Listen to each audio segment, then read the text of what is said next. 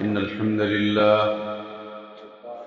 نحمده ونستعينه ونستغفره ونؤمن به ونتوكل عليه ونعوذ بالله من شرور أنفسنا ومن سيئات أعمالنا. من يهده الله فلا مضل له ومن يضلل فلا هادي له، وأشهد أن لا إله إلا الله وحده لا شريك له، وأشهد أن محمدًا عبده ورسوله أرسله بالحق بشيرًا ونذيرًا وداعيًا إلى الله بإذنه وسراجًا منيرًا. أما بعد، فإن أحسن الحديث كتاب الله، وخير الهدي هدي محمد صلى الله عليه وسلم، وشر الأمور محدثاتها، وكل محدثة بدعة، وكل بدعة ضلالة، وكل ضلالة في النار. يا أيها الذين آمنوا اتقوا الله حق تقاته ولا تموتن إلا وأنتم مسلمون. يا أيها الناس اتقوا ربكم الذي خلقكم من نفس واحدة وخلق منها زوجها وبث منهما رجالا كثيرا ونساء، واتقوا الله الذي تساءلون به والأرحام، إن الله كان عليكم رقيبا. يا أيها الذين آمنوا اتقوا الله وقولوا قولا سديدا يصلح لكم أعمالكم ويغفر لكم ذنوبكم، ومن يطع الله ورسوله فقد فاز فوزا عظيما. اللهم انفعنا بما علمتنا وعلمنا ما ينفعنا وزدنا علما. اللهم إنا نعوذ بك من علم لا ينفع، ومن قلب لا يخشع، من نفس لا تشبع، ومن دعوة لا يستجاب لها. اللهم آت نفوسنا تقواها وزكها أنت خير من زكاها، أنت ولينا ومولاها. يا حي يا قيوم برحمتك نستغيث، أصلح لنا شأننا كله ولا تكلنا إلى أنفسنا طرفة عين. سبحانك لا علم لنا إلا ما علمتنا إنك أنت العليم الحكيم।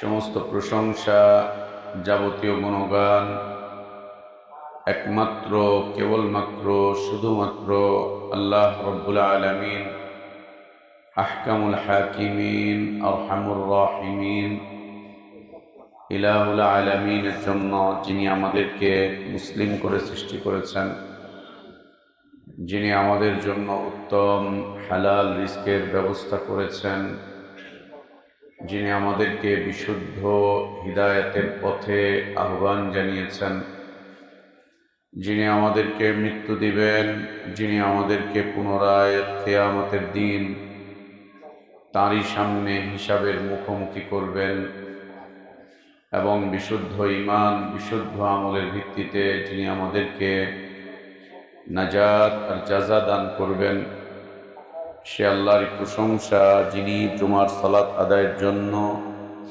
পৃথিবীর শ্রেষ্ঠতম পবিত্রতম স্থান মসজিদে আসার তৌফিক দান করেছেন। আলহামদুলিল্লাহ। অসংখ্য অগণিত সালাত ও সালাম আমাদের প্রিয় নবী, প্রিয় রসুল, প্রিয় ইমাম, প্রিয় আদর্শ ব্যক্তিত্ব, একমাত্র আদর্শ কেন্দ্রীয় ব্যক্তিত্ব মুহাম্মদুর রাসূলুল্লাহ সাল্লাল্লাহু আলাইহি ওয়া আলিহি ওয়াসাল্লামের প্রতি আল্লাহ সুবহানাহু ওয়া তাআলা যাকে কল্যাণের আধার করে বিশ্ব মানবতার জন্য মুক্তির দূত করে পাঠিয়েছিলেন, যার আদর্শের বাস্তবায়ন করা প্রত্যেক জাতি, ধর্ম, বর্ণ নির্বিশেষে সকল শ্রেণী পেশার মানুষের জন্য ফরজ করে দেয়া হয়েছে, যার আদর্শের বাস্তবায়ন প্রকৃত হিদায়াত, কল্যাণ, নাজাত আর সফলতার একমাত্র পথ। আল্লাহুম্মা সাল্লি আলা মুহাম্মাদ ওয়া আলা আলি মুহাম্মাদ কামা সাল্লাইতা আলা ইব্রাহিম ওয়া আলা আলি ইব্রাহিম ইন্নাকা হামিদুম মাজিদ। আল্লাহুম্মা বারিক আলা মুহাম্মাদ ওয়া আলা আলি মুহাম্মাদ কামা বারাকতা আলা ইব্রাহিম ওয়া আলা আলি ইব্রাহিম ইন্নাকা হামিদুম মাজিদ।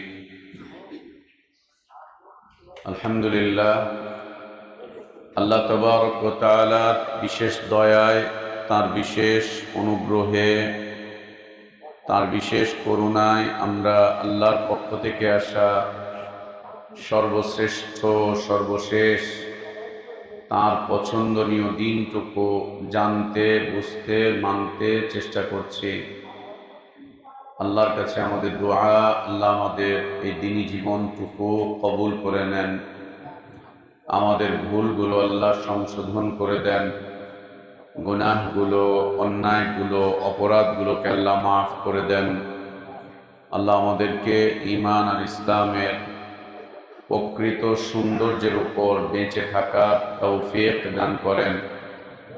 ঈমান আর ইসলামের পূর্ণতার উপরেই আল্লাহ আমাদেরকে মৃত্যু দান করেন। আল্লাহুম্মা আমিন। সম্মানিত উপস্থিতি, আমরা লা ইলাহা ইল্লাল্লাহ বিষয়বস্তুর উপর গত জুমায় খুতবা উপস্থাপন করেছিলাম। লা ইলাহা ইল্লাল্লাহ এটি কুরআনুল কারীমের ভাষ্য অনুযায়ী একটি পবিত্র কালিমা। এর চাইতে পবিত্র কোনো কথা এই জমিনের উপরে এবং আসমানের উপরে আর নেই। এর চাইতে কোনো পবিত্র কথা, পবিত্র কালিমা লা ইলাহা ইল্লাল্লাহ, এর চাইতে কোনো পবিত্র কালিমা এই আসমানের নিচে, জমিনের উপরে, এমনকি আসমানেও নেই। এটি অত্যন্ত মর্যাদাপূর্ণ, সম্মানিত, ফজিলতপূর্ণ, অনেক ভারী একটি কালিমা। আল্লাহ রাসূল সাল্লাল্লাহু আলাইহি ওয়া আলিহি ওয়াসাল্লাম এই কালিমার কথা বলতে গিয়ে বলেছেন যে কিয়ামতের দিন যে মিজান হবে, সেই মিজানে আল্লাহ তাবারক ওয়া তাআলা পুরো আসমান এবং আসমানে আল্লাহ ছাড়া যা আছে এবং পুরো জমিন একে এক পাল্লায় রাখবেন। আল্লাহ ইলাহা ইল্লাল্লাহ লেখা একটি ওয়ারাকা দ্বিতীয় পাল্লায় রাখবেন, তো লা ইলাহা ইল্লাল্লাহর পাল্লা ভারী হয়ে যাবে আসমান এবং জমিনের চাইতে। কোরআন এবং সুন্নাহর পরিভাষায় লা ইলাহা ইল্লাল্লাহ এই কালিমাকে অনেকগুলো নামে নামকরণ করা হয়েছে। যেমন লা ইলাহা ইল্লাল্লাহ হচ্ছে কালিমাতুত তাওহীদ, আল্লাহর একত্বের কালিমা হচ্ছে লা ইলাহা ইল্লাল্লাহ। অর্থাৎ যে ব্যক্তি জেনে বুঝে জ্ঞানের সাথে লা ইলাহা ইল্লাল্লাহ সাক্ষ্য দিবে, সে মূলত আল্লাহর তাওহীদেরই সাক্ষ্য দিবে। সে এ কথার স্বীকৃতি দিয়ে ফেলবে যে আল্লাহর মতো আর কেউ নেই, আল্লাহর সাথে আর কেউ নেই, আল্লাহর অংশীদার বলতে কেউ নেই, কিচ্ছু নেই, কেউ নেই, কিচ্ছু নেই। আল্লাহ এক এবং একক, আল্লাহর মতো কেউ নেই, আল্লাহর মতো কেউ নেই এবং আল্লাহর সমকক্ষ কেউ নেই। কালিমাতুত তাওহীদ, লা ইলাহা ইল্লাল্লাহ। তৃতীয়ত, কোরআন এবং সুন্নাতে এর আরেকটি নাম উল্লেখিত পাওয়া যায়, সেটি হচ্ছে কালিমাতুল ইখলাস। ইখলাসের কালিমা, ইখলাসের কালিমা, একনিষ্ঠতার কালিমা। যে ব্যক্তি জেনে বুঝে লা ইলাহা ইল্লাল্লাহ সাক্ষ্য দিবে, সে মূলত এ কথারই সাক্ষ্য দিচ্ছে, আমি একজন একনিষ্ঠ আল্লাহর বান্দা, আমি আল্লাহর একনিষ্ঠ একজন দাস, একনিষ্ঠ একজন বান্দা। আমি যেই অর্থে আল্লাহর দাসত্ব স্বীকৃতি দিলাম, দাসত্বকে স্বীকার করলাম, এই অর্থে আমি আর দ্বিতীয় কারো দাসত্ব মানতে রাজি না, মানতে পারি না, মানা আমার জন্য সুযোগ নেই, বৈধ নেই। একনিষ্ঠতার কালিমা, কালিমাতুল ইখলাস হচ্ছে লা ইলাহা ইল্লাল্লাহ। চতুর্থত, এই কালিমাকে কালিমাতুল ইসলাম বলা হয়। কালিমাতুল ইসলাম, ইসলামের মূল কালিমা হচ্ছে লা ইলাহা ইল্লাল্লাহ। ইসলামের মূল কথা হচ্ছে লা ইলাহা ইল্লাল্লাহ, একদম মূল কথা, যার উপরে গোটা ইসলাম ভর করে টিকে আছে, দাঁড়িয়ে আছে গোটা ইসলাম। ইসলামের কালিমা হচ্ছে লা ইলাহা ইল্লাল্লাহ। এটি কোনো রাজনৈতিক কালিমা নয়, এটি কোনো দলদলীয়তার কালিমা নয়, এটি কোনো তন্ত্র মন্ত্র ইজম মত আর পথের কালিমা নয়, এটি দুনিয়া কামাই করার কালিমা নয়, দুনিয়ার দাসত্ব আনুগত্য করার কালিমা এটি নয়। এটি হচ্ছে কালিমাতুল ইসলাম। কালিমাতুল ইসলাম আত্মসমর্পণ করার কালিমা, আল্লাহর কাছে আত্মসমর্পণ করা। এবং যেই অর্থে আল্লাহর কাছে আত্মসমর্পণ করছি, এই অর্থে আল্লাহ ছাড়া দ্বিতীয় আর কারো কাছে আত্মসমর্পণের কোনো সুযোগ নেই মর্মে লা ইলাহা ইল্লাল্লাহ বলে আমি সাক্ষ্য প্রদান করছি। যেই অর্থে আমি আল্লাহর কাছে আত্মসমর্পণ করছি, এই অর্থে আল্লাহ ছাড়া দ্বিতীয় আর কারো কাছে আত্মসমর্পণ করার সুযোগ নেই মর্মে আমি লা ইলাহা ইল্লাল্লাহ বলে স্বীকৃতি দিচ্ছি, সাক্ষ্য প্রদান করছি। সে কালিমাতুল ইসলাম। এইরকমই আরেকটি অর্থ, যে এটি হচ্ছে কালিমাতুল ঈমান, ঈমানের কালিমা, ঈমানের কালিমা, ঈমানের কালিমা। আপনি যে আল্লাহকে বিশ্বাস করছেন, আল্লাহ এক একক, আল্লাহর কোনো অংশীদার নেই, আল্লাহর মতো কেউ নেই, আল্লাহর সমকক্ষ কেউ নেই, এবং আল্লাহ তাবারক ওয়া তাআলা তার বান্দার উপরে যে হক এর দাবি রাখেন, এই হক আল্লাহ ছাড়া আর কেউ পাবে না, কারো এই যোগ্যতা নেই। এবং আল্লাহ তাবারক ওয়া তাআলার মালাইকাদের প্রতি আপনি ঈমান রাখেন যে আল্লাহর বিশেষ এক মাখলুক এরা, যা আমাদের চোখের অলক্ষ্যে তাকে, যাদের কোনো গুনাহ নেই, যাদের কোনো অন্যায় নেই, যাদের কোনো অপরাধ নেই। এবং আসমানি যতগুলো কিতাব এসেছে আল্লাহর পক্ষ থেকে, প্রত্যেকটা কিতাব আল্লাহই নাজিল করেছেন। জিবরিল আমিন আলাইহিস সালাতু ওয়াস সালাম আমানতের সাথে সেই কিতাবগুলো নবী রাসূলদের কাছে নিয়ে এসেছেন, এই বিষয়ে বিশ্বাস স্থাপন করা যে আল্লাহর কিতাবে আল্লাহর কথা ছাড়া কারো কোনো কথা নেই। কোরআনুল কারীমে যেমন আল্লাহর কথা ছাড়া আর কারো কোনো কথা নেই, পুরোটাই কালামুল্লাহ। এর আগে ইনজিল আল্লাহ নাজিল করেছিলেন, ইনজিল যতদিন পর্যন্ত অবিকৃত ছিল পুরোটাই আল্লাহর কালাম ছিল।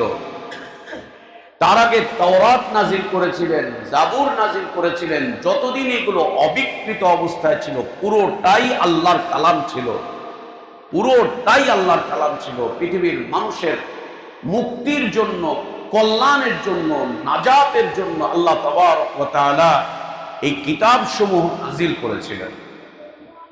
এ বিশ্বাস করা, এই যে ঈমান, এই যে ঈমান। এবং পৃথিবীতে আল্লাহ তাবারক ওয়া তাআলা তার মনোনীত অনেক ব্যক্তিত্বকে রেখেছিলেন, যারা পৃথিবীর মানুষের জন্য হাদি ছিলেন, মুর্শিদ ছিলেন। হাদি ছিলেন, মুর্শিদ ছিলেন। আজ তো মুর্শিদ, আমরা পীর মুরিদদেরকে মুর্শিদ বলি, এরা মুর্শিদ না, এরা মুদিল,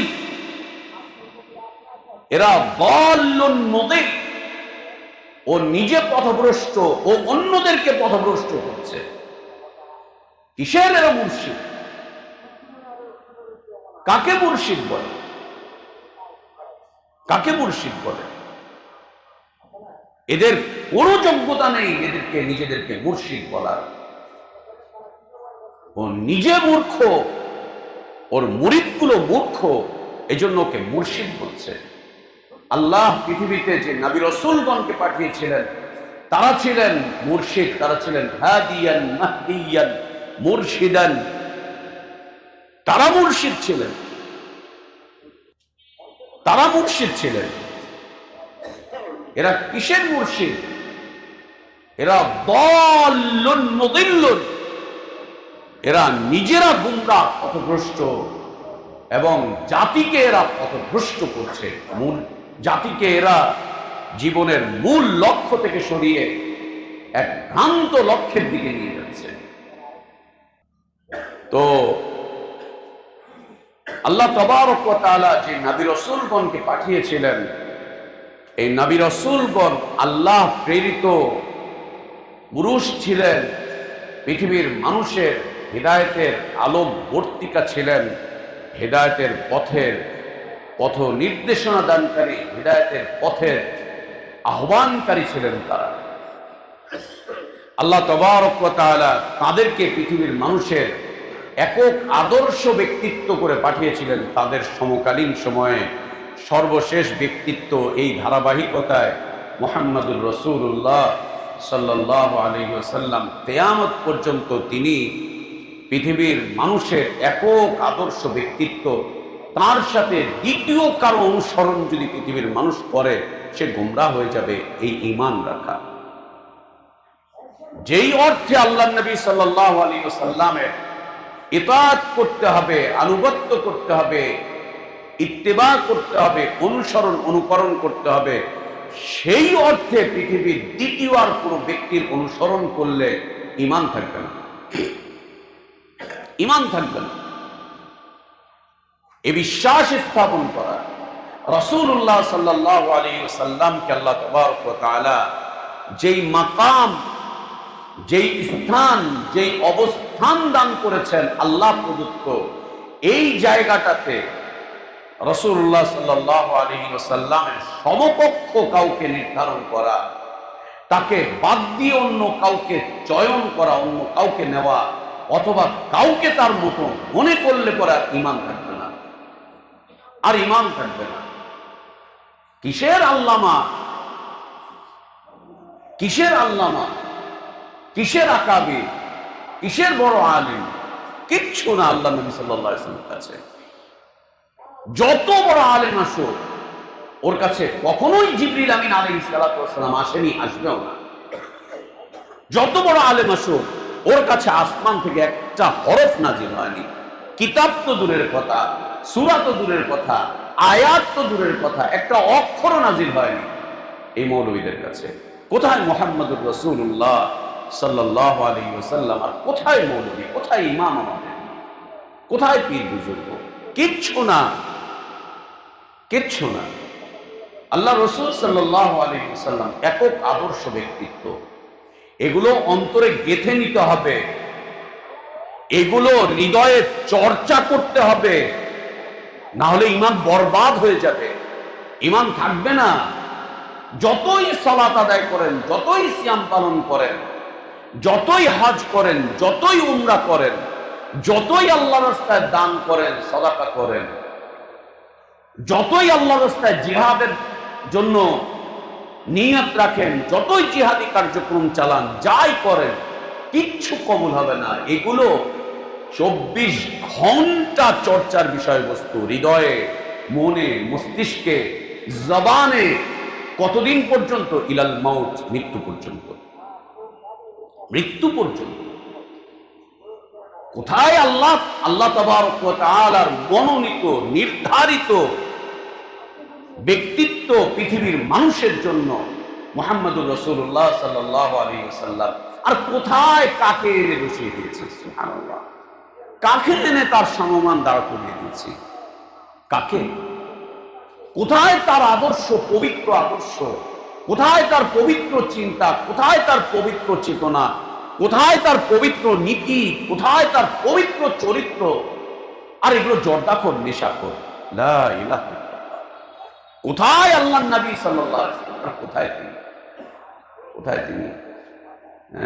আমাদের দেশে এটা আমাদের বদনসিব, দুর্ভাগ্য, দুর্ভাগ্য যে নবীর নামে গজল গায়, নবীর নামে গজল গায়, নবীর নামে গজল গাইতে গিয়ে নবীকে আল্লাহর সমকক্ষ বানিয়ে দেয়, আল্লাহর সমকক্ষ বানিয়ে দেয়।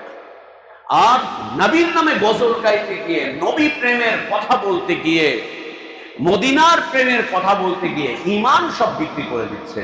যারা এত নবী প্রেম আর মদিনার প্রেমের কথা বলে, ওদেরকে গিয়ে বলেন যে তোমার মাযহাব ছেড়ে দিয়ে সুন্নাহ মানো, নবীর সুন্নাহ মানো। যেই নবীকে এত ভালোবাসার স্বীকৃতি দিচ্ছ, গাল গল্প মারছো, এত গজল গাইছো, এত গজল বলছো, এত প্রেমের কবিতা গাইছো নবীর নামে, নবীকে ছাড়া তোমার হৃদয় জ্বলে পুড়ে ছারখার, তুমি মরে যাচ্ছ, তুমি শেষ হয়ে যাচ্ছ, নবীকে পাও না, তাই তোমার এত কষ্ট, তুমি মদিনায় চলে যেতে চাচ্ছ, মদিনায় নবীকে দেখতে চাচ্ছ, তুমি থাকো বাংলাদেশে আর তোমার হৃদয় থাকে মদিনায়।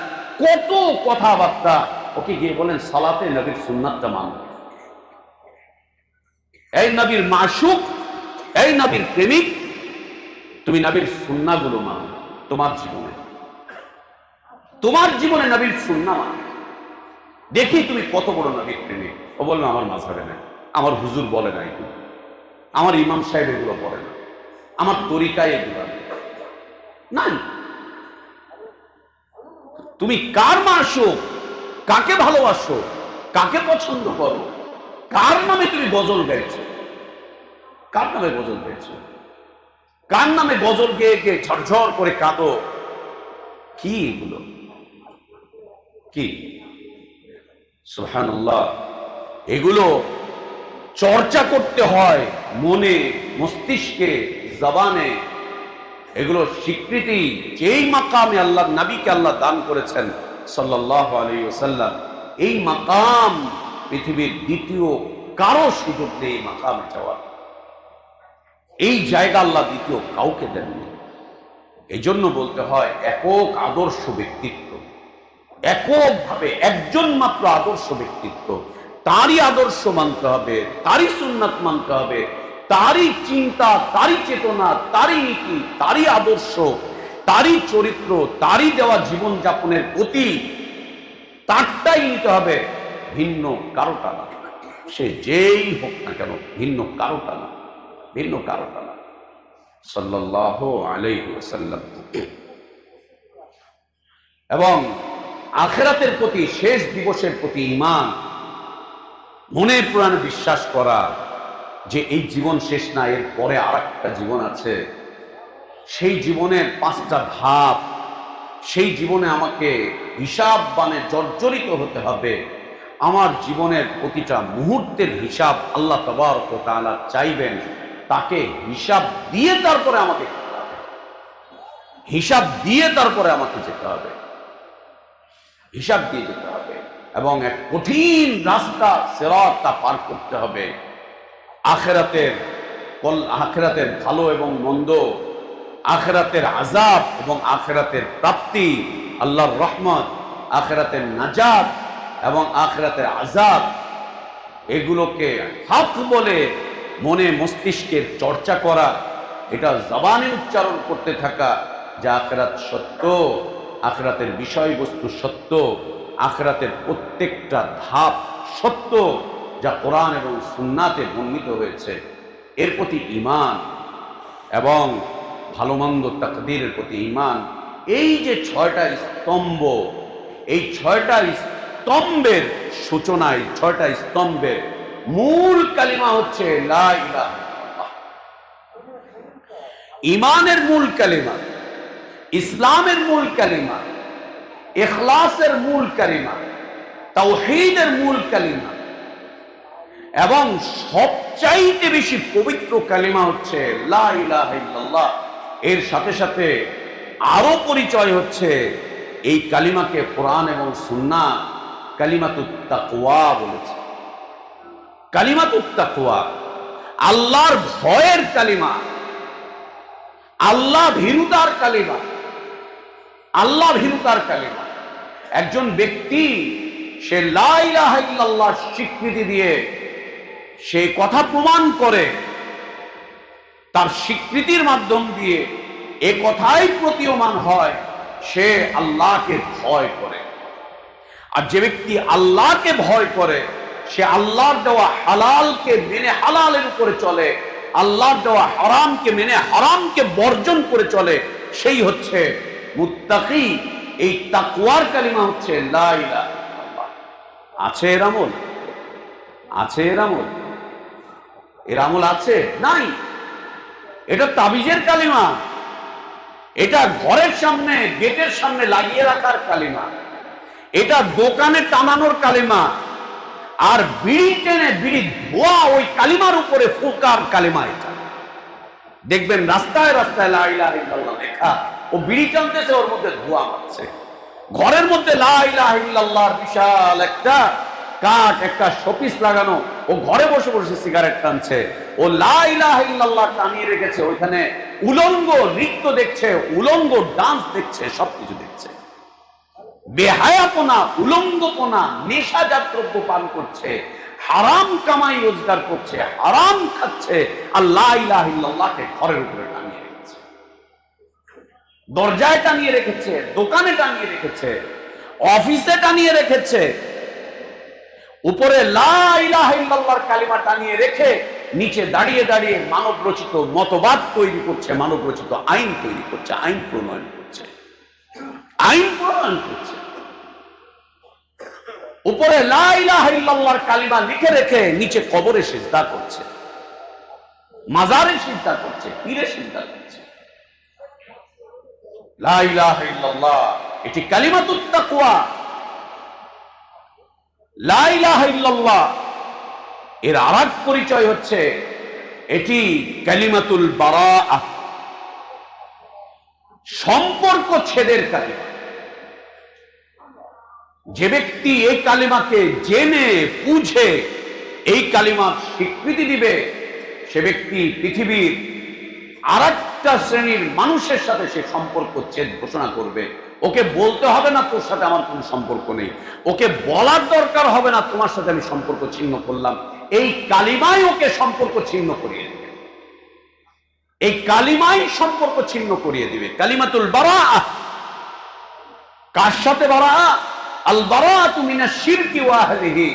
শিরক এবং শিরকের ধারক, শিরকের বাহক, শিরকের লালন পালনকারী, শিরকের উদ্ভাবনকারী, শিরকি চেতনা, চিন্তা চেতনাগুলোর আমদানিকারক, এর ধারক, এর বাহক, এর লালনকারী, এর পালনকারীর সাথে অটো সিস্টেমে বারাত হয়ে যাবে। অটো সিস্টেমে এই কালিমা উচ্চারণ করার সাথে সাথে তাদের সাথে আদর্শিক সম্পর্ক ছিন্ন হয়ে যাবে।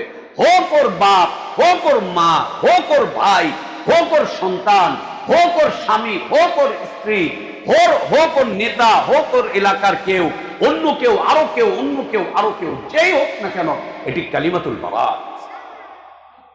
কালিমাতুল বারাত আছে, বরং এই কালিমা দিয়ে আর মুশরিকদের সাথে সম্পর্ক করা হচ্ছে, কুফফারদের সাথে মায়া মুহাব্বতের বেড়া, মায়া মুহাব্বতের জাল বুনা হচ্ছে। এই কালিমার স্বীকৃতি দিয়ে এক মুসলিম আর এক হিন্দুকে বিয়ে করছে, এক মুসলিম আর এক খ্রিস্টানকে বিয়ে করছে। সুবহানাল্লাহ। এটি এখন বিয়ের কালিমা, এটি এখন ভিক্ষার কালিমায় পরিণত হয়েছে, এটি এখন নির্বাচনের কালিমায়। এই যে কয়েকদিন পরে আসতেছে দেখবেন, নির্বাচনে লা ইলাহা ইল্লাল্লাহ, লা ইলাহা ইল্লাল্লাহ কালিমা, নির্বাচনের কালিমা। এটি এখন মানুষের দুনিয়া কামাই করার কালিমা। অবস্থা এমন ছিল, জেনে বুঝে লা ইলাহা ইল্লাল্লাহ স্বীকৃতি দেওয়ার কারণে পুরো দুনিয়া তার কাছে অপরিচিত হয়ে গেছে। গোটা দুনিয়াই তার কাছে অপরিচিত, দুনিয়ার মানুষগুলো তার কাছে অপরিচিত হয়ে গিয়েছে। এতদিন যাদেরকে ও আপন জানতো, কাছের মানুষ জানতো, ঘনিষ্ঠ জন জানতো, কলিজার টুকরো জানতো, যেই লা ইলাহা ইল্লাল্লাহ স্বীকৃতি দিল, দেওয়ার সাথে সাথে এই লোকগুলো শত্রুতায় পর্যবসিত হলো, শত্রুতে পরিণত হলো। এই লোকগুলো এমনিতেই তাদের সাথে সম্পর্ক ছিন্ন করে ফেললো, এমনিতেই সম্পর্ক ছিন্ন করে ফেললো। এটি কালিমাতুল বারাত। কালিমাতুল বারাত এটি। আল বারাতু মিনাশ শিরকি ওয়া আহলিহি। শিরক এবং আহলে শিরক, শিরকের ধারক, শিরকের বাহক, শিরকের আমদানিকারক, শিরকের রপ্তানিকারক, শিরকের উদ্ভাবক, শিরকের গবেষণাকারক, এদের সাথে বারাত, আদর্শিক সব সম্পর্ক ছিন্ন, আদর্শিক সব সম্পর্ক ছিন্ন। ওর আদর্শের সাথে আমার শত্রুতা, ওর নীতির সাথে আমার শত্রুতা, ওর আখলাকের সাথে, চরিত্রের সাথে আমার শত্রুতা, ওর জীবনযাপনের পদ্ধতির সাথে আমার শত্রুতা। বারাত বারাত, বারাত বারাত, শত্রুতা শত্রুতাই, এটা কোনোদিন মিত্রতা হতে পারে না। আর আল্লাহ বলছেন ওরা ওদের বন্ধু, ওরা ওদের বন্ধু, ওরা ওদের বন্ধু। সুবহানাল্লাহ। এই কালিমা এর আরেকটি নাম হচ্ছে কালিমাতুন নাজাত, নাজাতের কালিমা, নাজাতের কালিমা, মুক্তির কালিমা, নাজাতের কালিমা, এটি মুক্তির কালিমা। আল্লাহ তাবারক ওয়া তাআলা এই কালিমার সাক্ষ্য প্রদানকারী ব্যক্তিদেরকে দুনিয়া এবং আখিরাতে সব ধরনের আযাব থেকে হেফাজত করবেন, সব ধরনের আযাব থেকে মুক্তি দিবেন।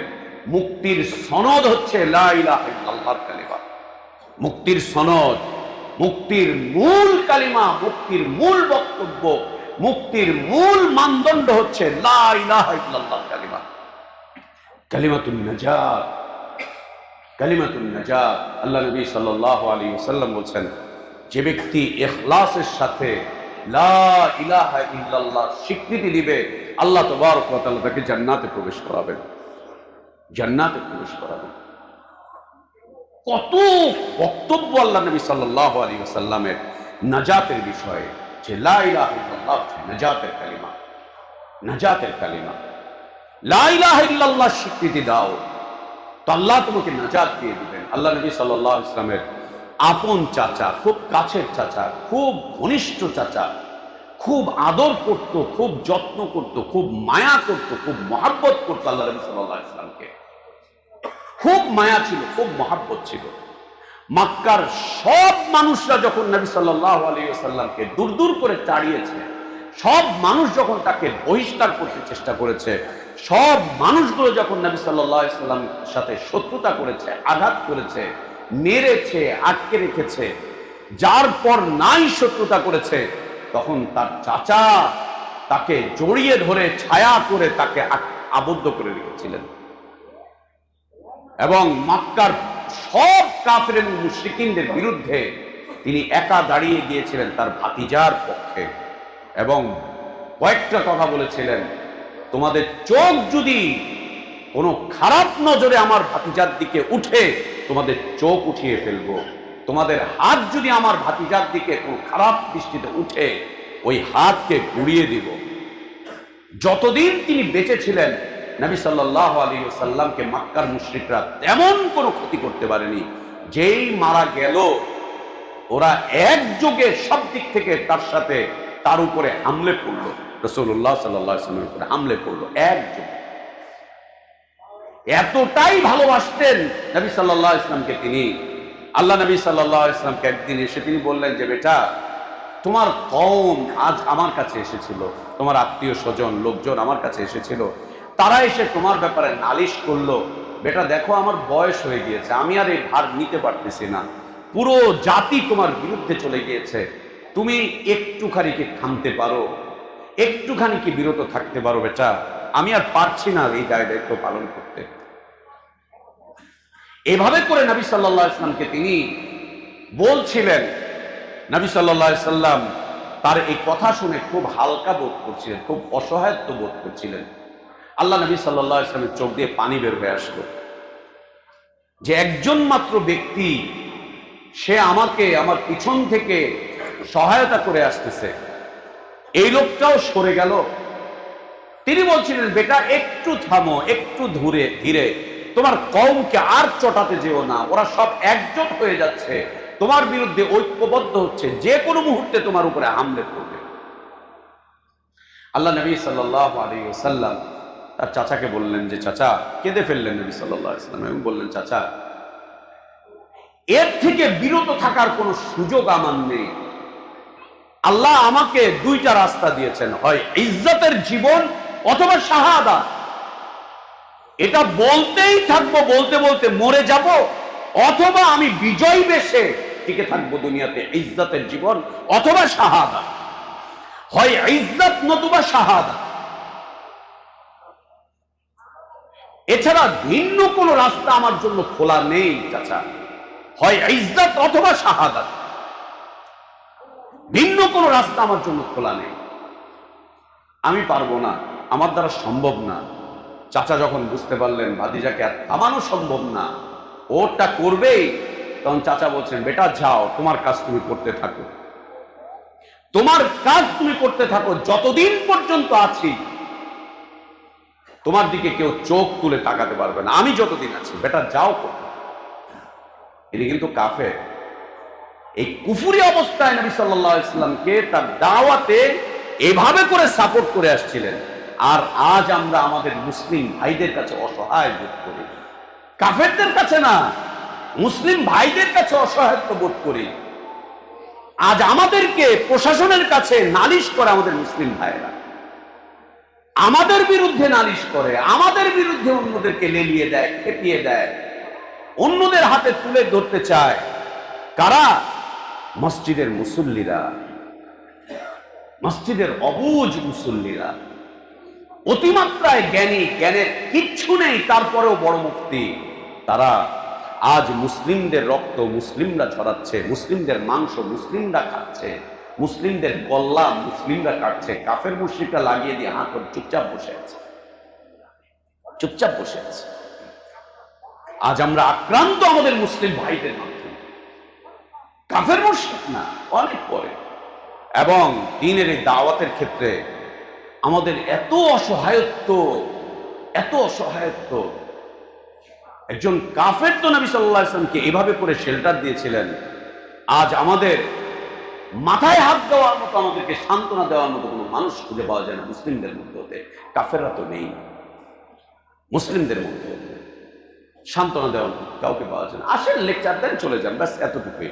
আপনার সাথে আর কোনো না, লেকচার দিবেন, চলে যাবেন, হ্যাঁ, প্রয়োজন নেই। আল্লাহ আছেন, আল্লাহ হাইয়ুল কাইয়ুম, তিনি আছেন, সাহায্য করার জন্য তিনি আছেন। আল্লাহ নবী সাল্লাল্লাহু আলাইহি ওয়াসাল্লাম বলছেন, চাচা এটা সম্ভবই না। চাচা তখন তার অবস্থান দেখে, দৃঢ় অবস্থান দেখে বলছেন, বেটা যাও, তোমার দিকে যে চোখ তুলে তাকাবে ওর চোখ উঠিয়ে ফেলবো, ওর চোখ হটিয়ে দিব। সুবহানাল্লাহ।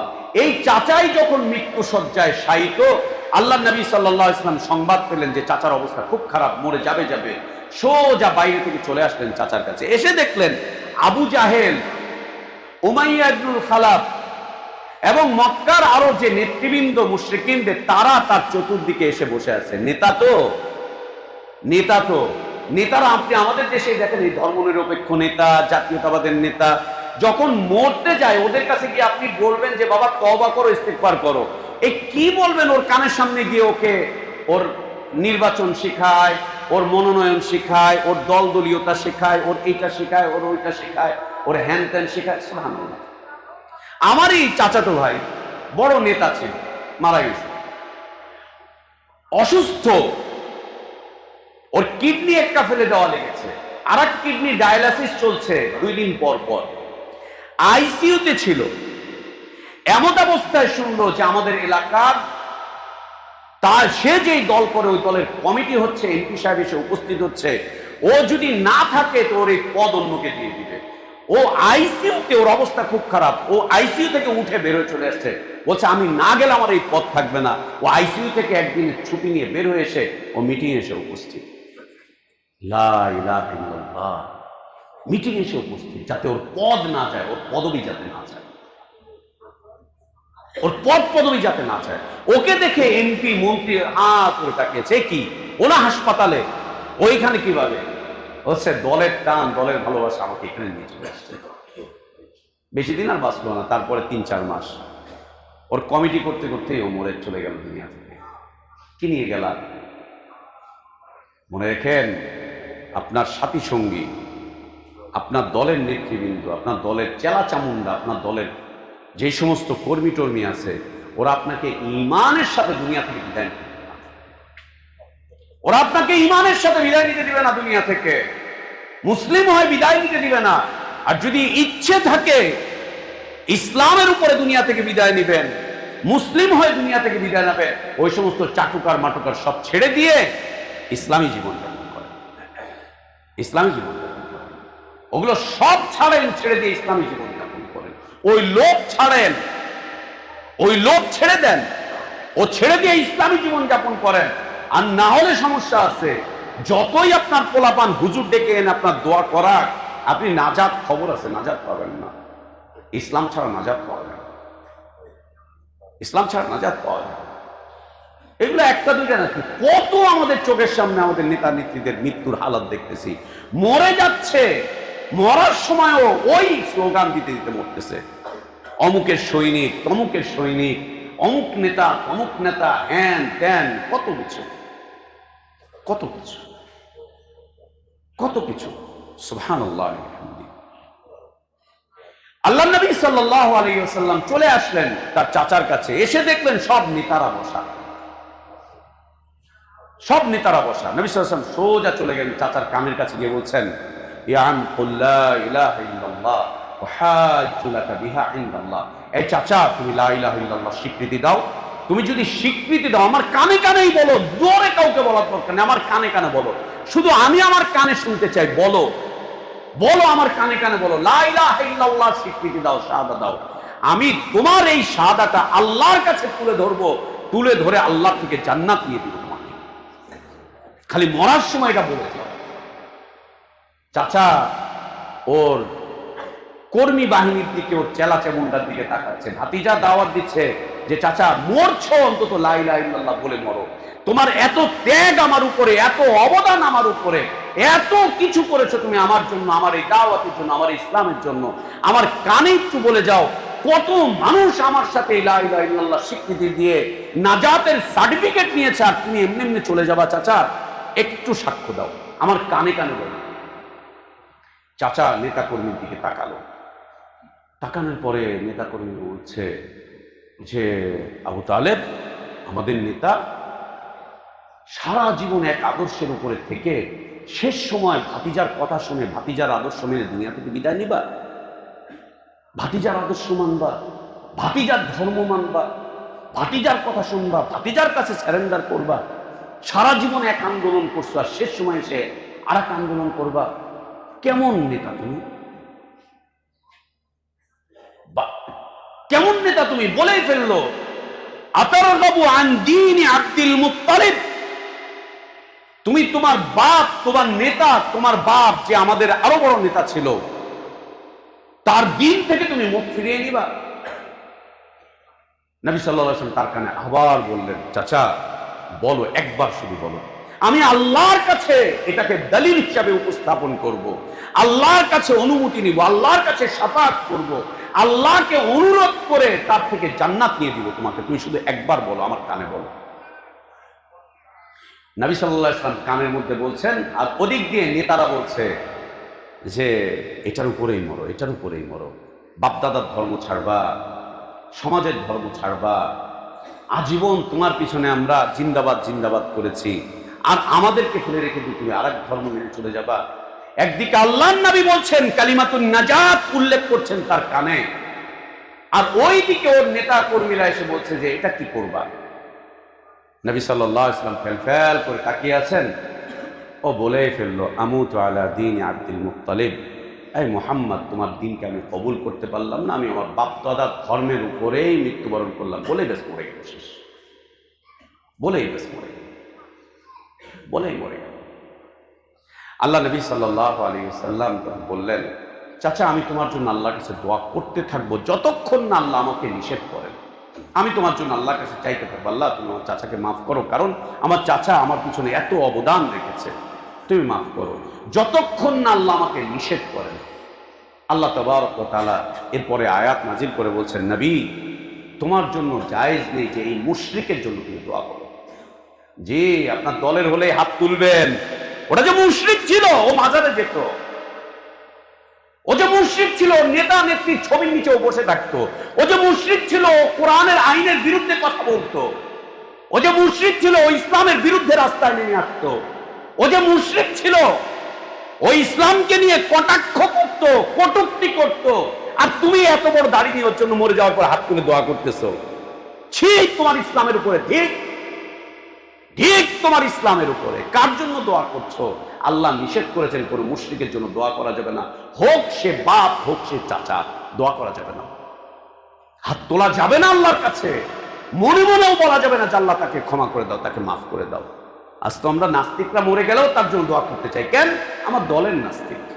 আস্তাগফিরুল্লাহ। ঠিক তোমার ইসলামের উপর, ঠিক তোমার ধর্মকর্মের উপর, ধিক্কার তোমার ধর্মকর্মের উপর। আল্লাহ নবী সাল্লাল্লাহু আলাইহি ওয়াসাল্লামকে আল্লাহ তাবারক ওয়া তাআলা সাফ জানিয়ে দিলেন, মা কানা লিন-নবী ওয়াল্লাযীনা আমানু, নবীর জন্য জায়েজ নেই এবং ঈমানদারদের জন্য জায়েজ নেই আইয়াস্তাগফিরু লিল মুশরিকিন, যে তারা মুশরিকদের জন্য আল্লাহর কাছে ক্ষমা প্রার্থনা করবে, ওয়ালাউ কানু উলি কুরবা মিন বাদি মা তাবায়্যানা লাহুম, যদিও তারা তাদের খুব নিকটাত্মীয় হয়, একদম কাছের হয়, তারপরেও জায়েজ নেই, তারপরেও জায়েজ নেই। আল্লাহ নবী সাল্লাল্লাহু আলাইহি ওয়াসাল্লাম চুপ হয়ে গেলেন, আর দোয়া করতে পারলেন না। যে আল্লাহ জানিয়ে দিলেন, দোয়া করা বন্ধ, দোয়া করা বন্ধ হয়ে গেল। আর আমরা এখন ফাতিহা পাঠ করি, চারকুল পার করি, আয়াতুল কুরসি পাঠ করি, এরপরে বক্সায় দেই যাতে মুশরিক জান্নাতে চলে যায়। সুবহানাল্লাহ। তুমি কোথায় যাও? তুমি অপেক্ষা করো। কালিমাতুন নাজাত, লা ইলাহা ইল্লাল্লাহ। এবং সর্বশেষ যেটি বলছি, কালিমাতুল ফালাহ, সফলতার কালিমা, ইজ্জতের কালিমা, মর্যাদার কালিমা, দুনিয়াতে মাথা উঁচু করে দাঁড়িয়ে থাকার কালিমা। আল্লাহ ছাড়া আর কারো কাছে মাথা নিচু করবো না, মাথা উঁচু করে চলবো, দুনিয়াতে যতদিন বেঁচে থাকবো কারো কাছে মাথা নত করবো না, মাথা নত করবো তো আল্লাহ তাবারক ওয়া তাআলার সামনে।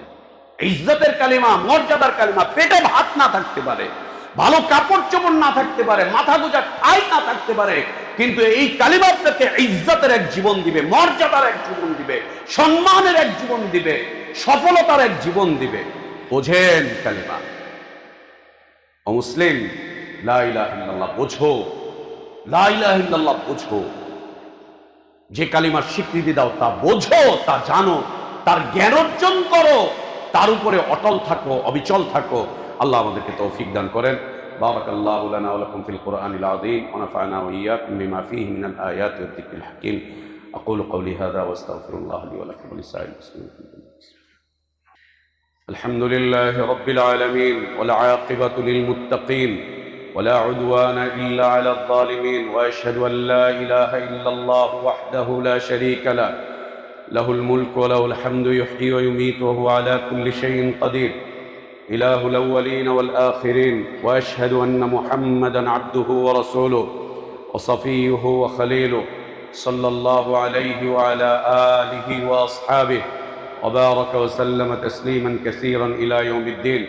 اللهم أعز الإسلام والمسلمين، اللهم أعز الإسلام والمسلمين، اللهم أعز الإسلام والمسلمين، وأذل الشرك والمشركين، ودمر أعداءك أعداء الدين.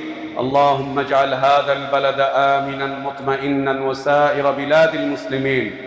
اللهم آمنا في أوطاننا، وأصلح أئمتنا وولاة أمورنا، واجعلهم هداة مهتدين يا قوي يا عزيز. اللهم اخذل الكفرة والمبتدعة واليهود والنصارى والمشركين. اللهم شدد شملهم ومزق جمعهم. اللهم دمر ديارهم. اللهم خالف بين كلمتهم. اللهم زلزل أقدامهم يا قوي يا عزيز يا أرحم الراحمين.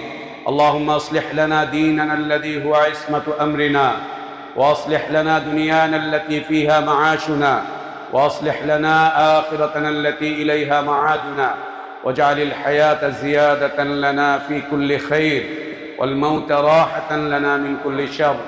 اللهم اقسم لنا من خشيتك ما تحول به بيننا وبين معاصيك، ومن طاعتك ما تبلغنا به جنتك، ومن اليقين ما تهون به علينا مصائب الدنيا. متعنا اللهم بأسماعنا وأبصارنا وقواتنا أبدا ما بقيتنا، واجعله الوارث منا، واجعل ثأرنا على من ظلمنا، وانصرنا على من عادانا. اللهم لا تجعل مصيبتنا في ديننا، ولا تجعل الدنيا أكبر همنا، ولا مبلغ علمنا، ولا إلى النار مصيرنا. اللهم لا تسلط علينا بذنوبنا من لا يخافك فينا ولا يرحمنا. اللهم ربنا آتنا في الدنيا حسنة وفي الآخرة حسنة وقنا عذاب النار. اللهم تقبل منا إنك أنت السميع العليم، وتب علينا إنك أنت الغفور الرحيم.